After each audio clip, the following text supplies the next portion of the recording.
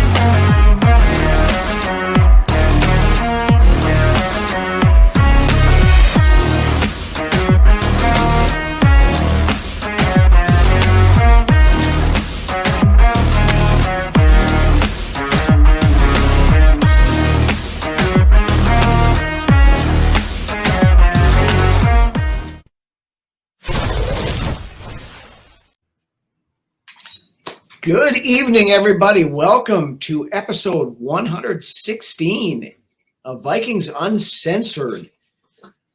We are nearing the end of the midsummer's lull in the NFL. Training camp starts in about a week and a half, maybe a little bit less than that by the time you see this. We're recording on a Wednesday here, but when does training camp open actually? Rookies report on the 23rd, and I believe veterans come in on the 25th. So it be a week. Pretty close. Be a week from Saturday, I believe it is that the rookies have to report. So basically, just over a week by the time you watch the show on Friday. Got a couple of news items we'll hit this week, and then we kind of figured we would take a last look back at the 2022 season. Since 2023 is becoming very close to starting, so and we don't have much else to talk about in the dead period. So we're going to go back and look at the top 10 plays of the 2022 season as put together by the two of us and discuss them along the way. But before we hit those, we have a couple of news items, like I mentioned. Of course, on Wednesday, the Pro Football Hall of Fame announced the semifinalists for the class of 2024 in the seniors and coach/contributor category. Jim Marshall is once again on the semifinalist list. And I'm going to put this out there to everybody who has a vote in this damn thing. Put Jim Marshall in the fucking Hall of Fame. It's no kidding. This has gone on long enough. This is bullshit. It is one of the greatest tragedies in professional sports that man is not in the Hall of Fame. Get it done. Get it done this year. Before the man passes away, to be completely honest with you. Yes. He's not a spring chicken anymore. Get him in there while he's still here to accept the award in person. Exactly. This whole, we talked about this numerous times that, he ran the wrong way on one play. One play does not define a fucking career. The man was the NFL Iron Man until Brett Favre broke it. 130 and a half sacks. I mean, on the line, on a defensive line, Yeah, the guy is more than deserving to be in the Hall of Fame. So guys, do the right thing and get him in there this year.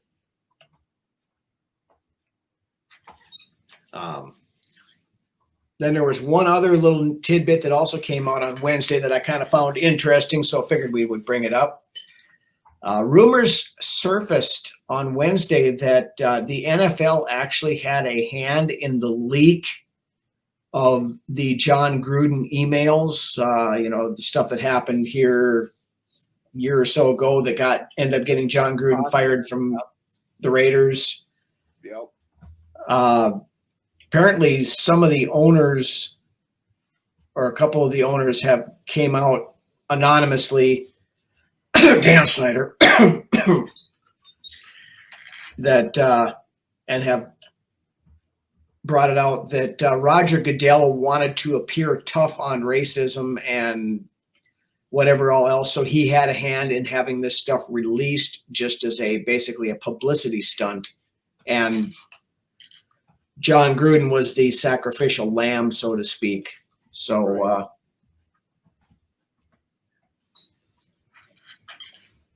drama. mm-hmm. I mean, I'm not sticking up for John Gruden in any shape or form, but I'm also not sticking up for Roger Goodell because we all know what Roger Goodell is as well. So, yep. But something that bears watching going forward, I guess, just to see if anything comes out of it.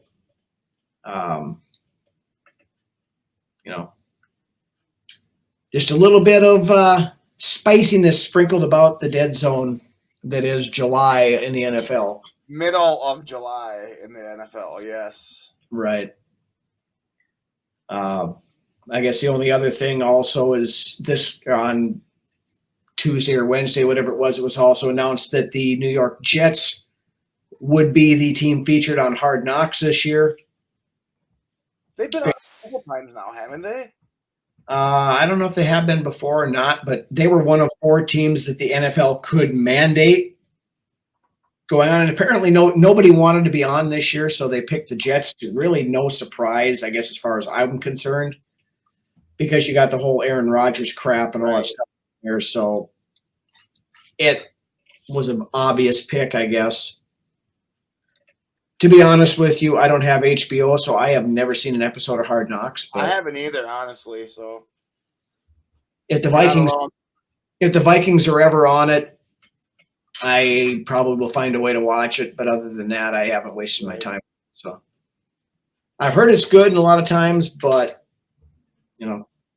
I don't need a 75th streaming service, so I'll stick with honestly, you have the Voyage here, on Vikings.com. It's pretty much the same thing, just a little bit, lighter context. Yeah, I'm not a little bit more cleaned up and right, polished product. Yeah, that's very PC. Yep, it's not uncensored. Right, not like us. Right. Anyway. So there's that. If anybody feels the need to watch that when it comes out, the Jets will be the featured team. But with that, we are going to roll into our top 10 plays of the 2022 season. And we actually have an honorable mention, so it could be a top 11, but sounds better to say top 10 with an honorable mention than top 11. We needed to throw another defensive play in there. I mean, there was, I don't believe there was enough, so. No. Well, there wasn't a whole lot of defensive plays to begin with. But speaking of that honorable mention. There really wasn't. No. But looking at the honorable mention, this is the play that we have voted as our honorable mention for the top 10 plays of the 2022 season. Take a look. 2nd and 10. Allen steps up and throws an interception. Patrick Peterson.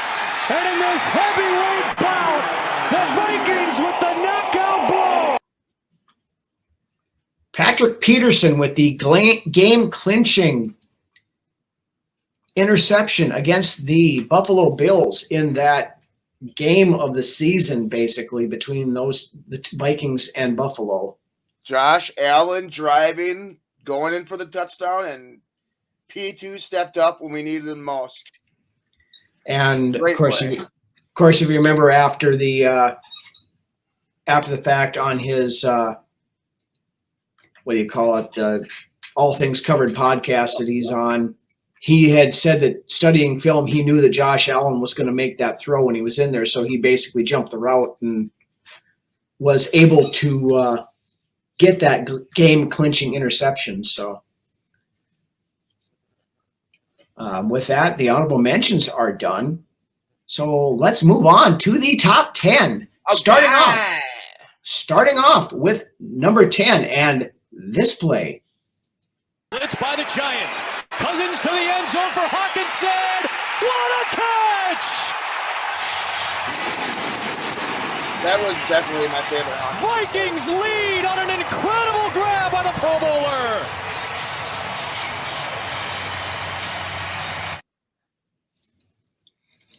TJ Hawkinson with a incredible catch in the end zone in that Christmas Eve game against the New York Giants.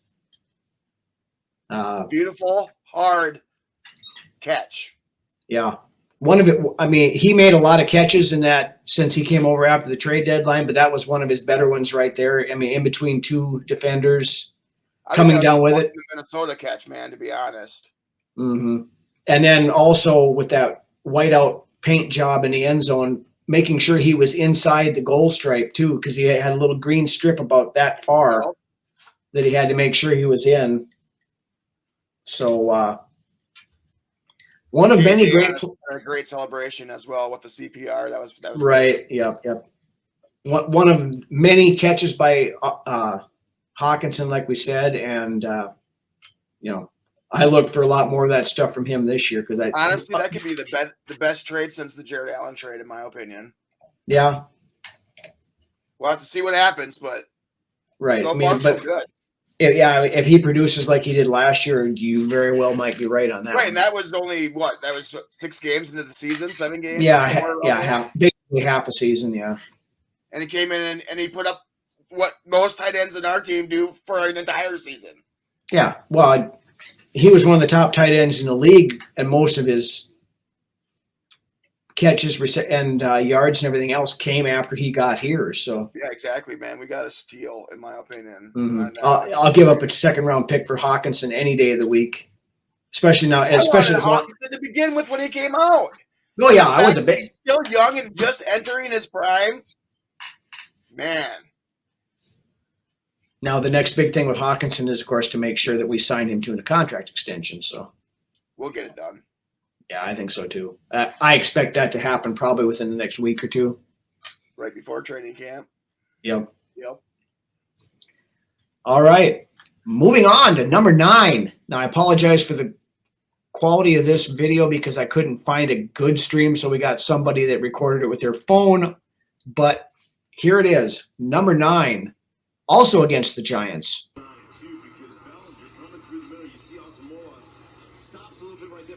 Oh, that's decent quality. The sound's not very good, but yeah. Brian Asamoah, who had originally gotten burned on the coverage, chased the guy down. Yep. Didn't give up, chased the guy down, punched the ball out, picked it up, and ran it back the other way again. So he's one of those guys that I'll be keeping an eye on all year. I fully expect big things out of Asamoah this year. He's got a year under his belt.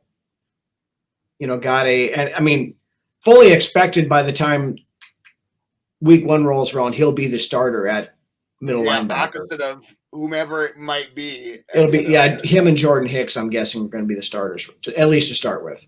Yeah. You got Troy Reeder, but Reeder's a good depth guy and got some veteran presence. But if Reeder's starting over Asamoah, there's a problem, I think. I like Hicks against the run, but against the pass, he's good. He's good blitzing, which I think will kind of feed into what Flores likes to do. But yeah, his coverage skills are lacking just because he's not fast enough.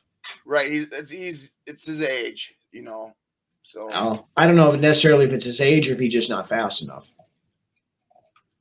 Because I don't think he was ever that fast, to be honest with you. But anyway, moving on to number 8. This is one of 3 plays by this particular player. But this is the one that we picked at number 8. Check this one out. Here's Cook. Dalvin Cook picks up a first down, still going inside the 30. Cook inside the 10, the 5, touchdown. 53 yards in his return home.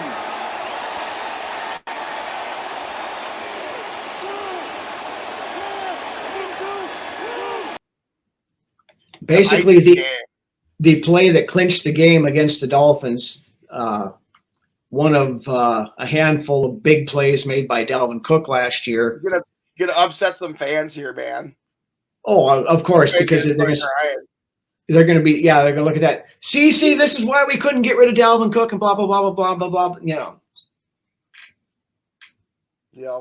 I mean, hell, he's a playmaker, but Yeah, you know, none of us say you can't be scared. You can't be scared, you know. no, and none of us have said that Dalvin Cook sucks. It's just that we cannot afford to pay $14 million to a running back. Right. Is he's still on the open market yet too, isn't he? Yeah, he hasn't signed anywhere yet. The Dolphins have an offer on the table for him, but it's not what he wants, so he hasn't agreed to it yet. So he's just going to sit there for a little while, I guess. But we'll see. Yeah, I mean, there's all these guys out there right now that running backs that are expecting big money that aren't getting. You got Cook, Zeke Elliott still out there, Kareem Hunt still out there. You got the whole deal going on with the Giants right now, where Saquon Barkley and them are going back and forth with his, because they franchise tagged him, but they have until Monday to sign him to a long-term deal. And it doesn't sound like they're anywhere close to getting that done. But, and I feel for the running backs, I do, because those guys put their body through hell. Yeah. But it's just the way that the league is gone. You just cannot spend big money on running backs anymore. Maybe at some point the league will fall back into, more of a running league. But at this point, it's all passing, basically. Yeah, I mean, the league is cyclical. But the way and college football is going right now, you have so many teams in college that are that air raid or that that kind of stuff. You don't have very many players coming up into the NFL from college that have experience in that West Coast ground and pound run type stuff. Most of them are coming out of these high flying, high scoring offenses. Yep. And that's. The NFL has to adjust to that accordingly, because that's all the players are coming in as now. It's not like it used to be. But anyway, on to number 7. And we got back-to-backs here with the last play and then this one. Today, here's Dalvin Cook on first down, and Cook's got room. Dalvin Cook takes off down the sideline. There he goes. The big play they desperately needed. Dalvin Cook with a 71-yard touchdown. That sparked the whole thing. That play sparked the comeback for sure. I think it did too. I mean, it was, we were down 27-10 at the time. It was one of those patented. We're hanging, dude, for sure. It was one of those patented. We go into a lull after the first quarter, and then it was midway through the third or whatever this was that we finally decided to wake up and mount that comeback where we got into the to get more consistent, man, for sure. Yeah, and and I've talked about this before.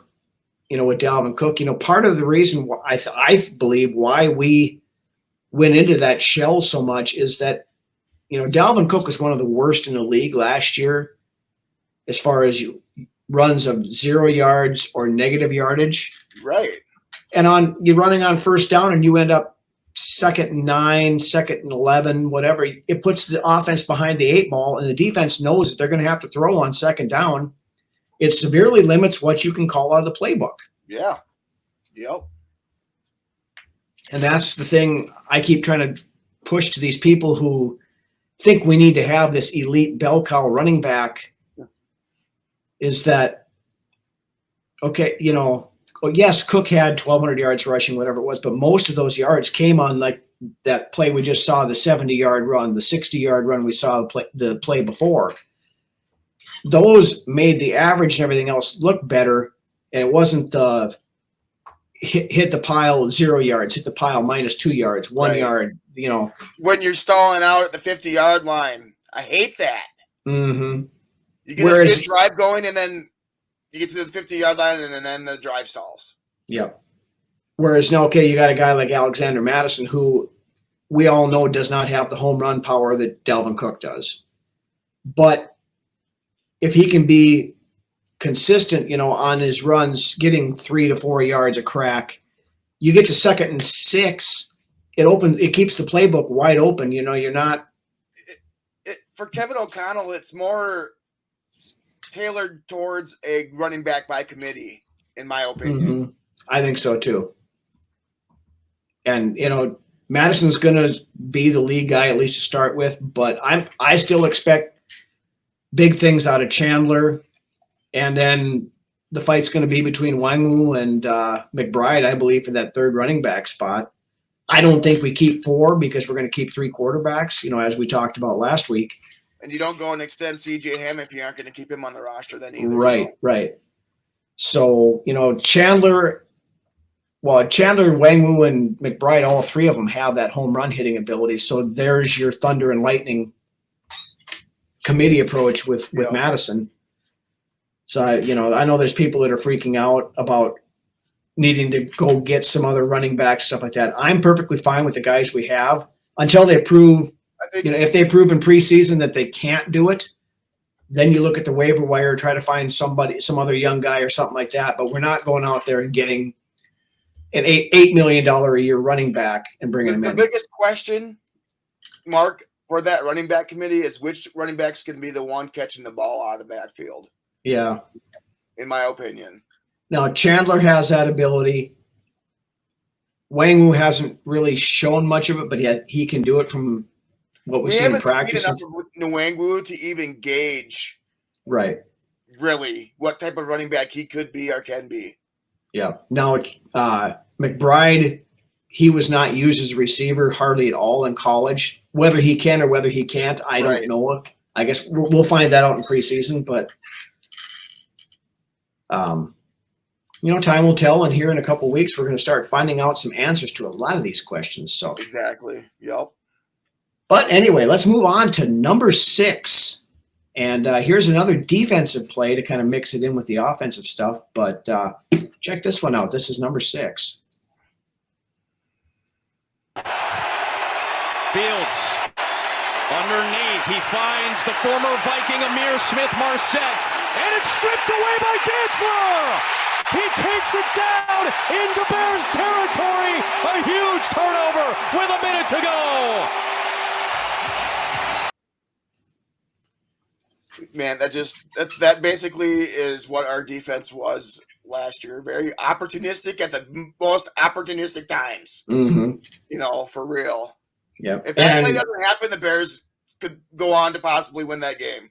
Yeah. And for as up and down as Dantzler was, I got to give him credit on that play because we saw him fall down initially, but he got back up and chased Smith-Marset down and punched that ball out. Or he didn't punch it out; he just stole it from him, and then had the wherewithal afterwards. Had the wherewithal afterwards to just kind of run it around and then stay in bounds and drop it down to seal the game against the Bears. So. Yep, that's huge. Yeah, well, of course, Dantzler now, I believe he's still a free agent because the Commanders picked him up and he didn't make it out of OTAs and he got released over there. So another one of those wonderful Rick Spielman picks that didn't pan out, but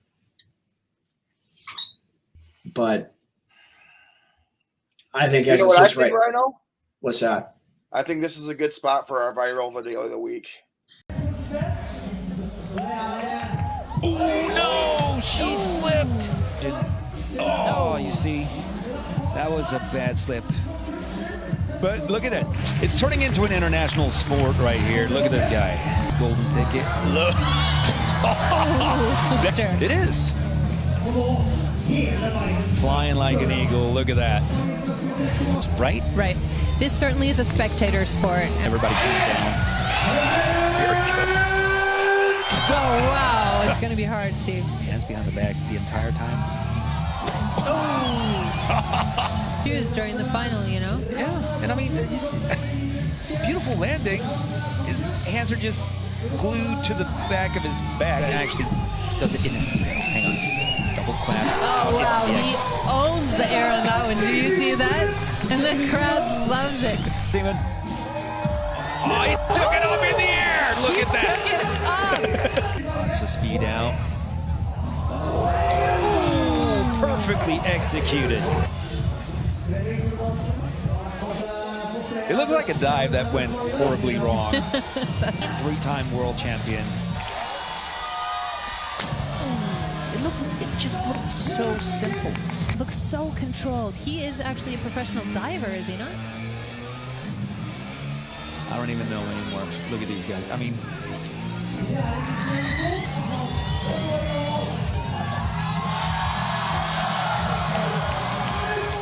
on to number 5. Back to the Giants game again. Seems like so many of these big plays came from about 3 or 4 games in the season this season. But on to number 5. Here we go. From 61. And he has done it again! That was awesome. And the Vikings do it again!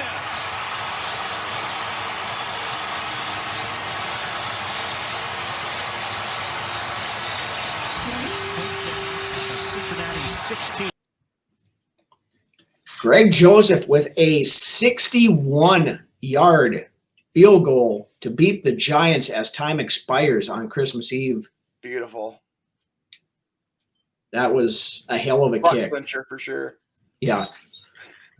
And, and that's some of the maddening stuff about the kicking game that's been, Joseph can go out and hit something like that. And he had 4 yards to spare on it. That thing would have been good from 65.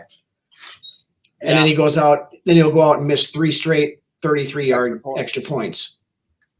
On to number 4 on our top 10 plays from the 2022 season. This one comes against the New England Patriots and Darth Belichick. Check this one. My favorites in the league. Now open for its 7th year. Today, Wanwu will take it back for the 4th. Patriots doing a good job, but Wanwu gets free down the sideline. He's in bounds. He's going. Wanwu 30, 20. He will score.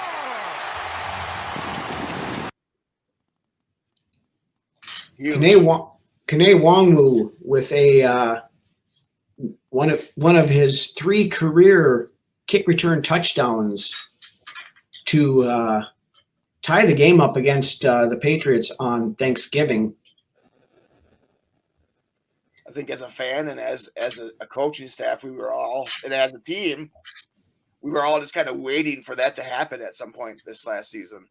Yeah, when he's back there returning kicks, you know it's going to happen sometime.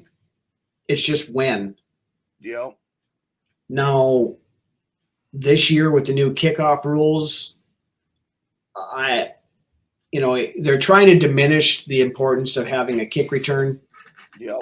Because now they went to the college rule where if you're anywhere inside the 20, you can fair catch it and they take the ball out to the 25. That's going to eliminate a lot of the returns. Now, somebody like Nwangwu, I still think they're going to, if they see a glimmer, they're still going to take it out. Right, if they see something there in the kickoff coverage or whatever. Mm-hmm. Now, the question becomes, with this as it is depending upon how Nwangwu does in the running back battle, is his kick return ability enough to keep him on the roster?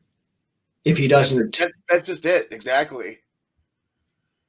We've got other guys that can return kicks, probably not to the explosiveness that Nwangwu has, but if they are more contributors in another area of the game, I can easily see, unfortunately, Kene being on the bubble.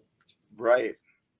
And we talked about this earlier. I don't see the Vikings carrying 4 running backs and a fullback this year. I think it's 3 and a fullback, but right. I don't see 4 running backs being held onto either. You could try to sneak McBride onto the practice squad, but I don't think he'd get there. Yeah, and it all depends on what he does in training camp in preseason. Right. Nwangwu, somebody would pick him up just because of his kick return ability. And speed and talent. Right. I like the kid. I hope he shows out, and I hope he makes the roster. You got to find a way to get him the ball in open space is what it is. Because once he finds a crease, he's gone. You know. Yep. And that's the well. Remember 2 years ago when you and I went to that joint practice? Yeah, exactly. He's the only guy I've ever seen that doesn't slow down when he turns a corner. Right, or when he sets a juke. Yeah. So we'll see what happens with him. I mean, the running back battle is going to be interesting, I think. So we just kind of see what happens. Some hard decisions there in that halfback room. Mm-hmm. All right. So with that, we are going to head to number 3 on our top 10 plays of the 2022 season. This time heading to the greatest comeback in NFL history against the Indianapolis Colts with this play that was a key contributor to getting that game. They're going to set up the screen with Dalvin Cook and let him chew up the yards. Dalvin Cook! There he goes! Dalvin Cook is going to be caught up with blockers inside the 5. Touchdown! 64 yards! Magic in Minneapolis! You know the best part of that play? What's that? Was the offensive line meeting him at the goal line as well, basically. Yeah. You had Darisaw down there in Cleveland. It's the effort that O-line put in as well on that play. It was great. It's what you want to see. Well, yeah, and the effort by Cook at the very end there to get in the end zone. It in, yeah. A lot of people take that for granted. I mean, those extra yards. I mean, when you're 3 yards out from the end zone, it's not a guarantee that you're going to get a touchdown. No, I mean, we proved that a couple of times last year. We were down inside the 5 with 1st and goal to go, and we didn't punch. We couldn't punch it in. That's why when you get down there and you have the opportunity to punch it in, damn it, punch it in, man. You have to do it. Yeah, yes. Absolutely. But yeah, that one tied the game up against the Colts and allowed us to finish that off with another Greg Joseph kick at the end. So, you know what? I know it's not. I don't know. No, I know his. I know there isn't any highlights of this particular player I'm about to mention during that game, but KJ Osborne sparked that comeback against Indy. He absolutely did, yeah. Yeah. I just wanted to throw that out. He got it all started. I mean, that was Osborne. One player to start that sparked the team, yes. Yep, he showed out big time in that Indy game, and you know, I expect big things from Osborne this year. Exactly. I wish KJ the best this year, you know. I mean, he's going into this is the final year of his contract, so he's playing for a new deal. He's going to be extra motivated, I think. Plus, he's got an opportunity to be that wide receiver too, you know. And he has that rookie breathing right down his back. Mm-hmm. You know? I mean, I think eventually that Addison becomes that wide receiver too, but you know, if you have got 2 guys that are neck and neck for that wide receiver 2 position, that makes your wide receiver 3 position that much better. And then, of course, you know, we've got Jalen Naylor in the wings behind that. Yeah. Yeah, Naylor is nobody that you just toss out the window, man. That dude, he wants it too. Mm-hmm. Yep. All right. So with that, we head to number 2 and back once again to the game of the year versus the Buffalo Bills in one of the key defining moments of that game with this particular play. 0 breathing room. He tries to sneak it. The ball is loose. Impossible. Do the Vikings have it? Scramble for the ball. It is a touchdown on their last breath.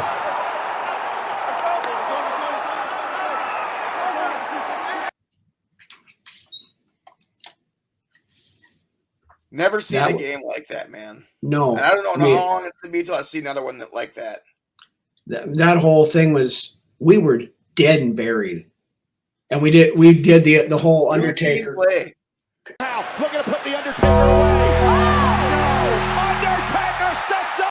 Yeah, no kidding, exactly, dude. Routine play to end the game. You know. Yep. All you got to do is sneak that thing a yard out of the end zone, Or even take a safety at that point. Exactly. You don't fumble the snap. That's the last thing that you absolutely want to happen in that situation. Yep. And that was, it was just one of those weird, quirky plays that went our way last year. To win that game at that point. Yep.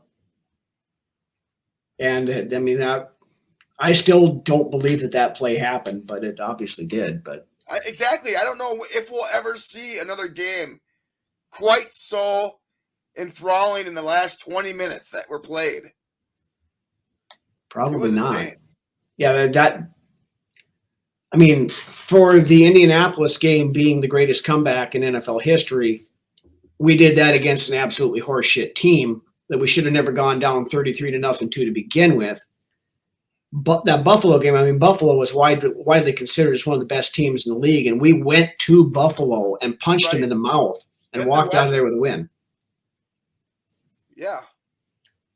So, but speaking of Buffalo, we stick with that game for no big surprise here. The number one play of the 2022 season with this play right here. New to Orchard Park with 2 minutes left in a 4-point game. Kirk Cousins back to throw on 4th and 18. He's given time. He wants Jefferson. Climbs the ladder. Oh my goodness!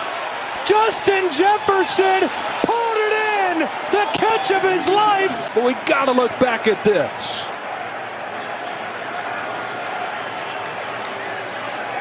How does he maintain possession all the way through, not allow that ball to hit the ground, and he just steals it from Cam Lewis? Foul, unnecessary roughness, defense number 47. That's a 15-yard penalty. Automatic first down. I don't know how he popped that into his chest when he hit the ground. Yeah, I mean, that's not only the best play of the 2022 season, that is one of the greatest plays in NFL history. Exactly. Ranks right up there with the Immaculate Reception and the Minneapolis Miracle, the Miracle from Matt. And the reason why is because if he doesn't make that catch, that's the end of the game. Yeah, the game's done. That was 4th and 18. And not to rip on Cousins here, but that is the play we should have seen him throw in that wild card game instead of that dump off to Hawkinson. Attempt something like this. I don't care if Jefferson was quadruple covered. You still throw it up there because he can do stuff like this. Right. But you just don't, for one thing, you don't have a route that runs before the fucking sticks on that play either. But no. We could go on all night about that. Yeah, but anyway, we're talking about the top plays of 2022, not the one that ended it all. But right. And that wasn't the only great catch of that game. Of course, Stephon Diggs had a beautiful, very nice one-handed catch earlier in there, but that catch Justin Jefferson made right there, I still don't know how he did it. Trumped it for sure. Oh yeah, it did. I mean, like I said, it's the best catch in Vikings history. Yeah. I mean, maybe not the greatest play, but the best catch I've ever seen. I said it right when I seen it. I think that might be the greatest catch I've ever seen in my life. Yeah. Oh, I agree. Action. Absolutely agree with that. I mean, it's wow. That's all you can say with that is holy shit. That was a big moment made by a great player. Mm-hmm.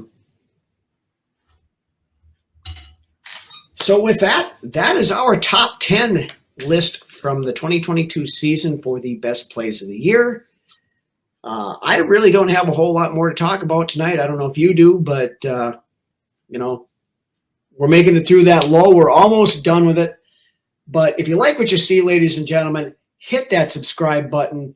Make sure you like the videos, follow the channel, hit that little bell so that you never miss an episode or a show that we put out. We've got Rhino's Rants on Monday nights. We've got Brunswick's Best on Wednesday nights. And, of course, our normal studio show, which you're watching right now, on Friday nights. So plenty of content out there for you all to see. take us with you wherever you go. We're available on all your standard podcast and video channels. With that, we are, by the time you see this, we're just over a week away from training camp beginning. Football is here. Where the hell did summer go? But I'm excited. I'm looking forward to the training camp battles and some of these intriguing storylines that we kind of talked about here as the show went on and the last few weeks, to see how, there's, other than the running back position, there's probably not a whole lot on the offensive side of things that's much for intrigue, but the defensive side of things is going to be very interesting, I think, to see what happens there. We still don't know what's happening with Danielle Hunter, but hopefully that gets resolved. But anyway, stick with us. We'll be here again next week with all 3 shows, so make sure you keep an eye out for that. And with that, why don't you take us home, Lance? Speaking of the offense, I think there is a little bit more intrigue there with that number 3 receiver spot, or from Jefferson basically on down on that receiver roster. There's intrigue there, in my opinion, and how it's all going to shake out. I don't think anybody's set in stone anywhere. I mean, I think right now, as far as the depth chart goes, KJ is probably listed at number 2, but I don't think that is concrete and set in stone at this point. I don't, But with that being said, thanks, guys, for once again joining us on Friday nights and talking some Vikings football. So we'll see you all next week with Rhino's Rants and Brunswick's Best and 117. Millie, Aubrey, if you're watching, Dad loves you. SKOL.